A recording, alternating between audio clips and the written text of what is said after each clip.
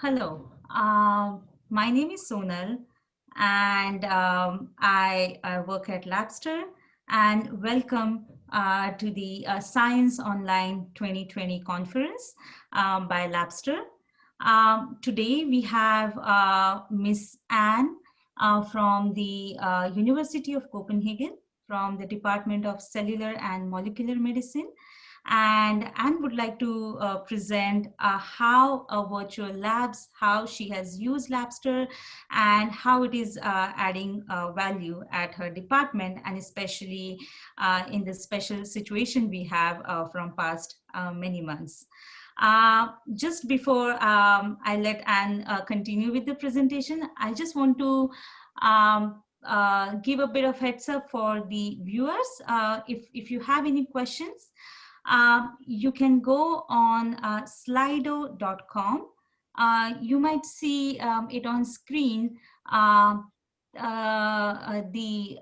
QR code for Slido. Yes, here it is. And you can either, you can go on slido.com and scan the QR code, or you can type in the hashtag Science Online 2020 and use the channel sharing access. It's a room actually, which says sharing access to science education across Europe. And you can post your questions over there, which we will be covering at the end of the presentation. And over to you, Anne. Thank you. Thank you very much. And thank you to Labster for giving me the opportunity to share with the community our try to solve the problems that arose due to COVID-19. What I will do is that I will give you a short presentation of the course that I am a course director of, and how it works normally, and then I will give you some idea of how what we did to adapt to the new situation. So the practical information on the slide now is what Sonal already gave you. So I will, and the session will be recorded. Yes. So what I will give you is kind of a case story, because that's what I can talk from. That's my experience. I work at University of Copenhagen, and I teach medical students mainly in medical genetics. So I teach inherited disorders, chromosomal abnormalities, stuff like that. The key players in our course are, of course, the students who are medical or dental students. They are interested in their future work as doctors, so they will be interested in how to diagnose these diseases, how to convey genetic counseling, and they are concerned about patients and families. We also have a few students that are on the way to become scientists, so they also have the research take of medical genetics. And as an important key players in this is also the teachers. We have teachers from faculty, but we also use a lot of the younger people from PhD students or older students employed.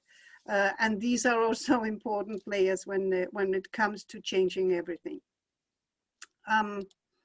We have around 300 students per semester, and we run the course twice a year, and the course is a very traditional one. We use lecture hall lectures, classroom teaching, and we have 2 exercises, and the 2 exercises are underlined because that's will be the main focus of this. And it's a short course during the last 5 weeks of the semester. So the normal way how we teach. We have one exercise concerning DNA and DNA diagnosis, which is a traditional lab exercise where the students are in a laboratory. They then have some data and analyze these and do a presentation of their results and their conclusions to peers. and a teacher. So this is a very traditional way to do it. A lot of our exercises at University of Copenhagen run this way. But in addition, we have another exercise, and throughout the years we've had problems with this one, but we have a very good solution now. Because the other exercise concerns chromosomal abnormalities. And for this, as I will come back to, you need very expensive equipment. You need a lot of time in order to do this in a laboratory. So instead of that, we have a Labster simulation. And we run this simulation with the students in a classroom setting so they can work together and discuss and help each other with minor problems. After the Labster simulation, they finish up with a multiple choice test. So that Labster simulation, we are very happy about it, and we're very proud of it because it is customized. We work together with Labster to make it, in order to make it fit our curriculum the most excellent way. And our idea for Labster simulations, and an idea that goes through all of our teaching, is that we really like to use cases and as real life like as possible. And this is what we can do in the Labster simulation. This Labster simulation starts out with a pregnant couple, and during a routine ultrasound examination, there's something that looks abnormal in the fetus, and therefore we start working with the different analysis in order to test, to look for chromosomal abnormalities. So the students start out as doctors speaking to the couple.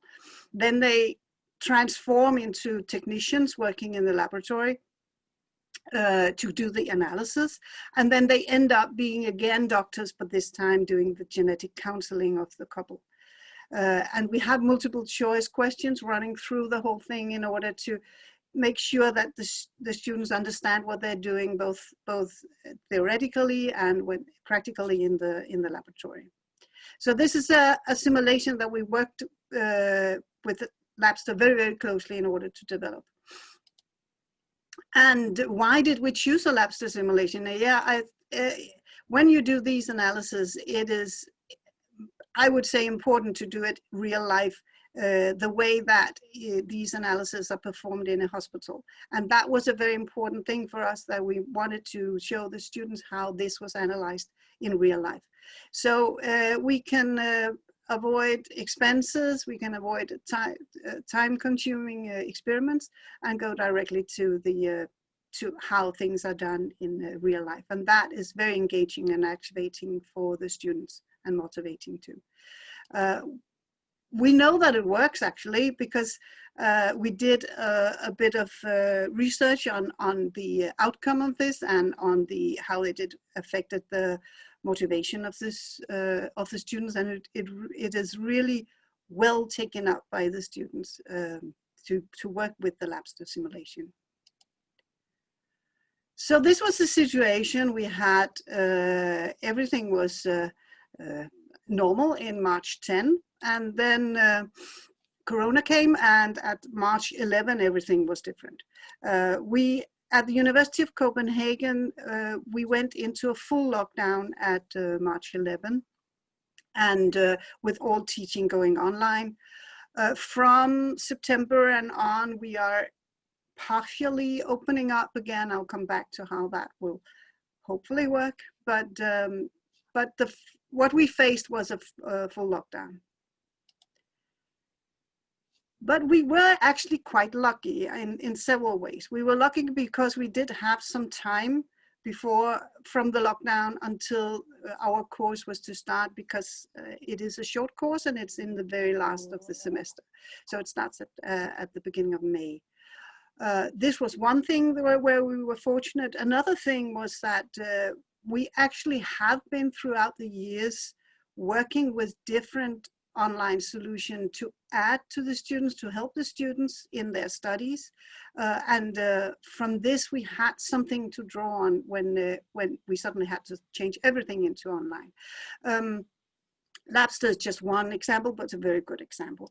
So we started out doing a lot of, you don't have to read this table, just to appreciate that we did a lot of thinking of how to change this into this. But the conclusion was that for some of our teaching, the lectures, for instance, we had to do with a not very optimal solution, but a quick one that is works every time, which is to just give record all the PowerPoint with Speak and put that up on the internet for the students. For the classroom teaching, we applied Zoom and conveyed into a Zoom format, which in the ideal world looks like this, with 24 happy and engaged students, which in reality looks more like this, with a lot of students in the background with no video on, which is quite difficult to work with, I must say. But the two main challenges of our teaching was to how to convey the two exercises into an online format. And the last one first, Chromosome exercise, the one where we had already implemented the Labster simulation, was fairly easy because we could change it from the format in the classroom to a format where the students worked at home on their own with the Labster simulation. In order to be able to help them during their work with Labster, we did a Zoom meeting in parallel so that we urged the students to work with Labster together at the same time, so that we could as teachers be available at the Zoom setup. And we have experienced that it is actually even more beneficial if you put students in very small breakout rooms where they can get a bit of that flavor of sitting next to a fellow student working with the same simulation in parallel. So that format works really nice. And then, of course, we all could end up with the multiple choice test that we always use will give us an idea of whether this has worked, whether the students were actually active working with the Labster. And it seemed that most of them were actually trying their best to work with Labster from home, even though it is a bit more difficult to be alone. But the traditional laboratory exercise, that was a difficult one to change. But again, here we were actually lucky because besides the chromosome exercise Labster that we've been working with, then we have also been involved in a second Labster simulation, which actually covers some of the issues of these DNA diagnosis exercise. Because also here we have a case story with a pregnant couple, and they are both in risk of having cystic fibrosis, so, or being a carrier of cystic fibrosis, so their child has a risk of getting this disease. And therefore we again have analysis in the laboratory. This time it's DNA analysis, and giving the students results that can that makes it possible for them to draw some conclusions and go back and do the genetic counseling. So this was actually very good because it covered part of what we usually teach in this exercise. So we could use that Labster simulation to replace some of the actual laboratory work. In addition to that, we also did the ordinary DNA analysis and data analysis where we just presented the students with the data that would have had from the laboratory, and did a Zoom meeting with group work in breakout rooms and a presentation, because that would mimic how we usually do it. And then in the end, we did a multiple choice test in order to make the students more capable of or make sure that they were capable of what they were, that they actually learned what they were supposed to learn. Our students are very used to working with multiple choice tests, so they're actually quite happy about it, because even though they have to pass this with a certain number of correct answers, they benefit from it because it focuses their attention to what they were supposed to learn from this. As I said, in the beginning, we have been working with online material for quite a long time. And this was really a good thing.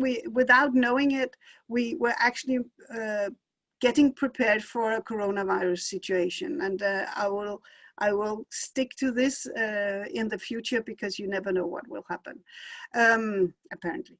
So the additional online material that we present to the students are both videos on selected subjects, where we try to explain those concepts that the students find very difficult. So these are short, max 10-minute videos where we go through the difficult stuff, and a lot of multiple choice tests also on other subjects than in the exercises, just to give them that idea whether they did get what they need and where they are in their learning process.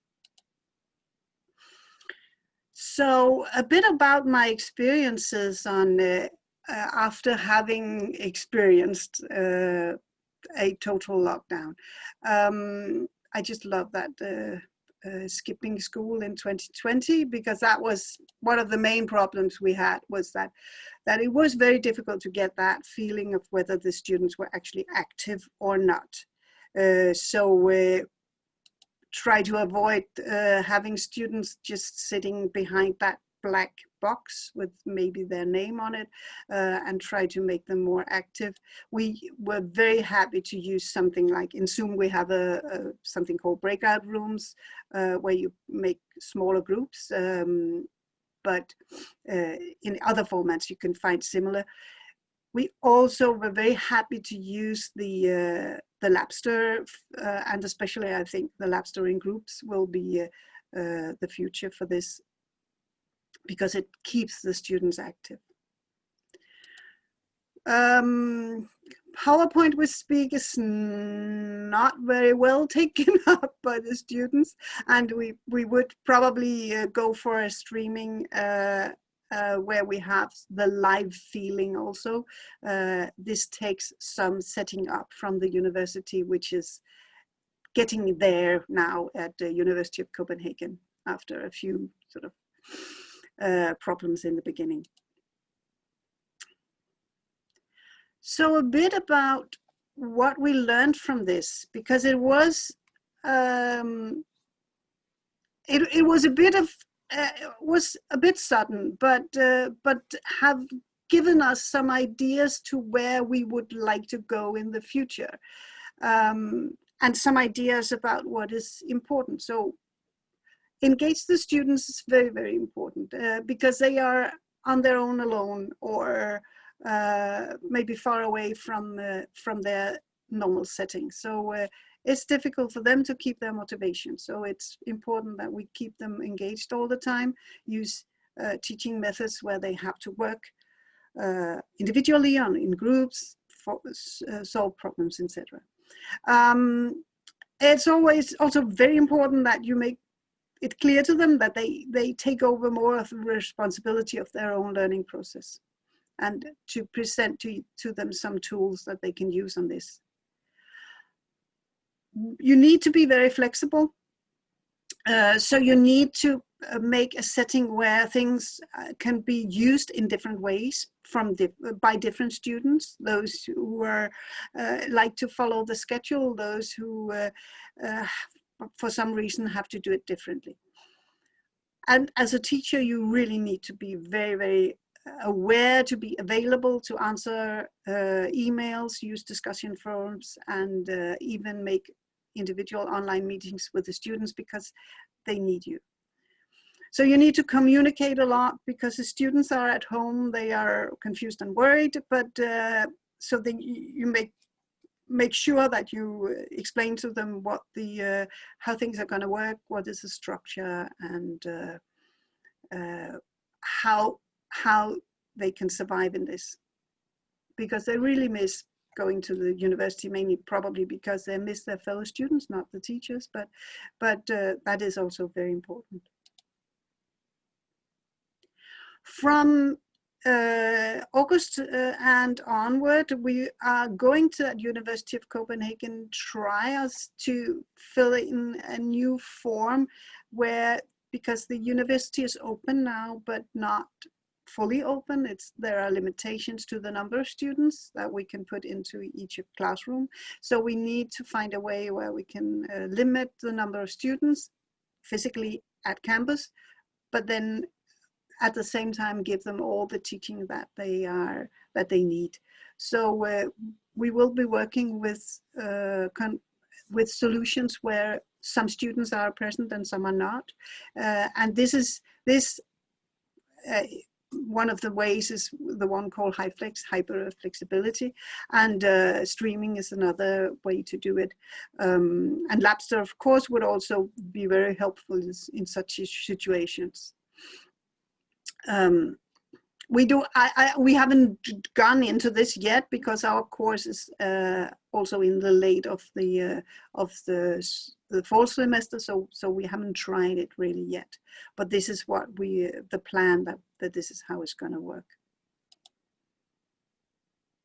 So this may be a strange question to ask, but COVID-19 have done something for us because we did go into a very, very steep learning curve, and I am really impressed by my fellow teachers, some of whom are seniors and therefore maybe not the most computer competent in their daily life,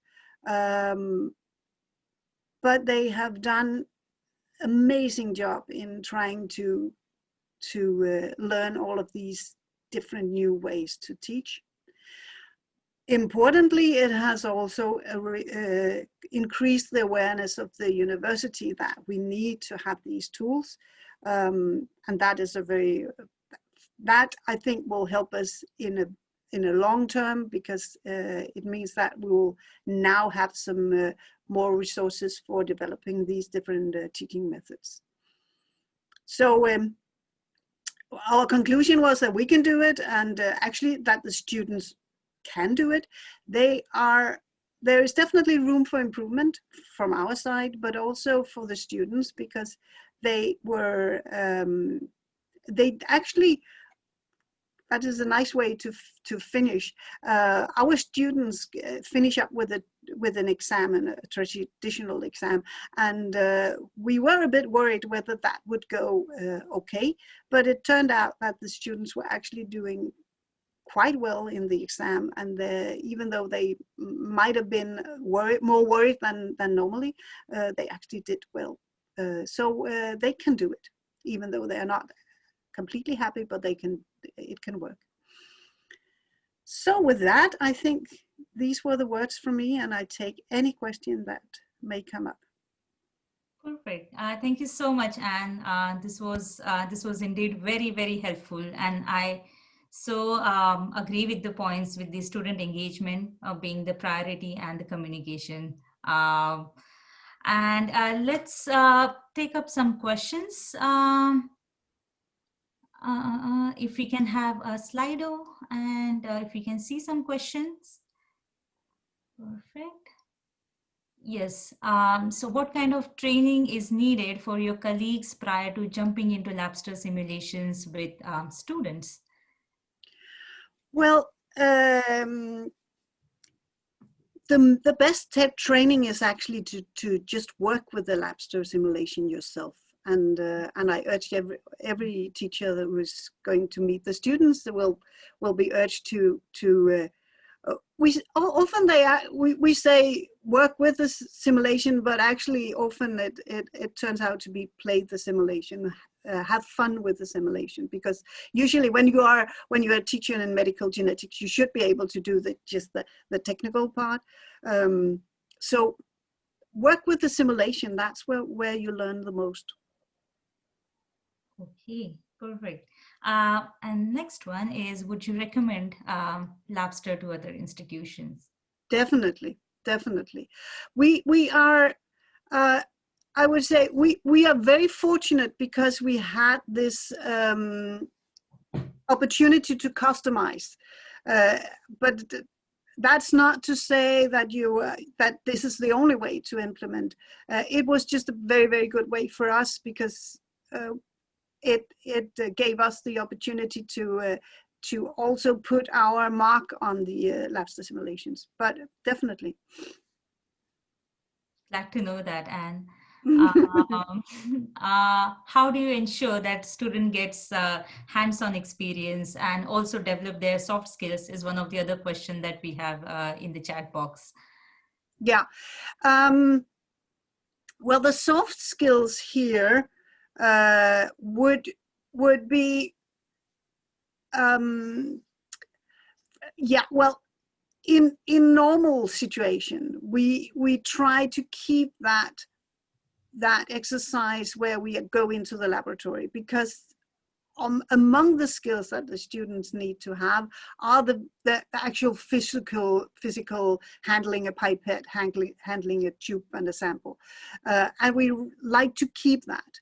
So when possible, we will probably still use the laboratory as part of our teaching, but Labster can add to this, and Labster can add some of the skills that we cannot actually offer the students to practice, because the equipment is expensive, or it takes cells or whatever.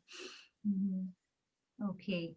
I think the next question is more for us from the expensive perspective. Do you have any words on that, or probably we can move to the next one that I see, which is, have you gotten positive feedback from students during this time? Yes, I've gotten positive and negative feedback from the students, but I've gotten a lot of, I always get a lot of positive response on the Labster simulations, because that is a way where the students can get that feeling of how things are done in the real life, while still having the so they feel that they are engaging in these experiments, but without having to, you know, without getting too laborious. So in the coronavirus situation, it worked very well, I would say. Yeah, and I like your idea of, you know, having the Zoom meeting on the side just to make the engagement even better. Yeah, I see here that there was a question how the Labster group work, and actually you may consider in Labster whether you want to put that into your simulations at some point, that some way of working in groups, but in our hands it worked nicely just having a Zoom meeting in parallel. And actually, I know from the students that they are used to working with several channels open at the same time. So they can handle it. Yes, yeah, they are multitasker for sure. Yeah. One last question probably is, does Labster conflict with prerequisite coursework, or does it enhance the college experience and take away the limitations or any constraints? Well, we are, since we designed so much of or were so involved in the designing of the Labster, I would say we have exactly the Labster simulations that we want. So I would say that they really enhance what we want to teach. But you could turn it around, saying that if you have a simulation that will teach the students a state-of-the-art technique, then that is, maybe you should consider whether that is a relevant. Shouldn't that be a relevant part of your curriculum? So you can turn it around, saying maybe you can get an influence from what Labster offers, and then maybe be inspired to include some techniques that you maybe actually have not chosen to teach before, because it just wasn't possible in a real lab session. So Okay. yeah. Great. I think we are up with time. It's exactly at 4 o'clock. I see these couple of questions over there on the development time. I think, of course, you can contact us. You can go onto the website, and we'll be happy to help you. Of course, it depends on the number of simulations and the type of simulations, and there are too many variables associated with it. But thank you, Anne. Thank you so much for your time. I really appreciate your insights, and have a nice rest of the day. Thank you. Same to you, all of you, and stay safe out there. Stay safe. Thank you so much, all the viewers, for joining us today.